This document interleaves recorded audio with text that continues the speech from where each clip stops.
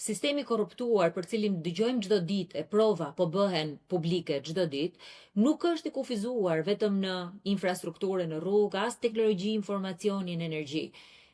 Ndarja e tendrave me mesazhe, dhënia e tortës së pushtetit vetëm tek pak kompani është një fenomen që ka prekur gjithë ekonominë shqiptare.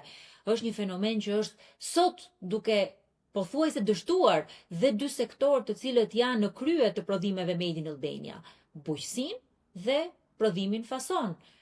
Çfarë po ndodh sot me bujqësinë? Le të marrim rastin e bujqësisë. Vetëm në muajin e fundit ekonomia shqiptare ka humbur 250 milion euro vetëm si rezultat i zhvlerësimit të euros.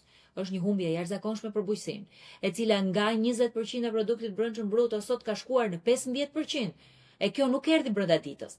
Kjo erdhi me fondet e IPARD-it që shkonin ke një pakicë fermerësh të mëdhenj, duke e lënë fshatin në mjerim me shumicën e fermerëve në mjerim. Kjo erdhi me politikën e taksave, që gjithmonë ka qenë në kurriz të shumicës e në mbështetje të pakicës, me një TVSH e cila e ka rënduar 20% fermerin, e kjo erdhi edhe nga mungesa e subvencioneve. Ky sistem i cili sot shpërndan të gjitha fondet tek pakica, sistemi korruptuar, që fatkeqësisht ka prodhuar këtë ekonomi të kapur, është arsye kryesore sepse po dështon bujqësia, pse po dështon prodhimi Made in Albania, dhe është arsyeja kryesore sepse sot Shqipëria po zbrazet. Këtë duhet ndryshojmë, që ky nuk është një fenomen izoluar, po ky është zëvendës kryeministri mbas zëvendës kryeministri, drejtori mbas drejtorie, ministri mbas ministrie, i përhapur kudo.